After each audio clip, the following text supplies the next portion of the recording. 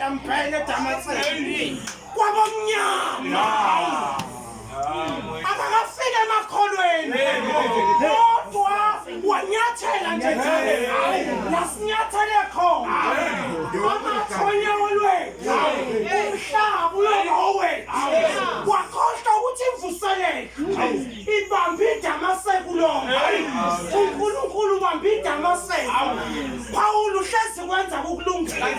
Namhlanje yimina nawe sicela.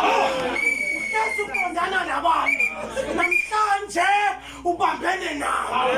Uthanyathele kwabamnyama. Bakhona abantu ahamba nabo. Kwabamnyama.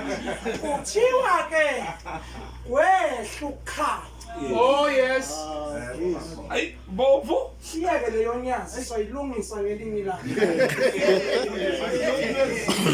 Kodwa angithi sikwesithi stopho. Kuthiwa wehla ukukhanya.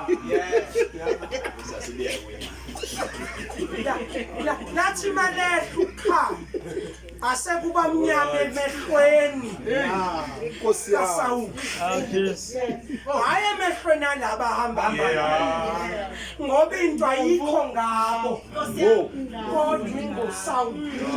Therefore uNkulunkulu imandate yakhe uqondana yena noNkulunkulu. Wayesethi ke kwabamnyama.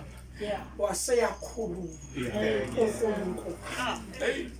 Sawuli umzingelela mina. Uthiwa ke unyazi noma ukukhanya bakubona. Kodiswi abalizwayo. Yasoke Jerome into esingaki. Izwe silibelibize wena silasi. Kodwa mawuzolalela thini. Ukhohlwe izwi awuhlangana nale Damascene.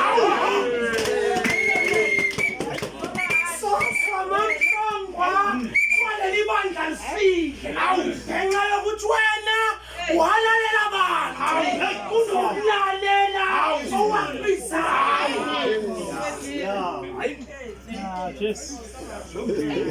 Kuthiwa ke kuthiwa mloyi mfowethu wavaleka amehlo 3 days. 3 days evaleka amehlo engaboni. Inhloso ukumthandazisa ngenkani.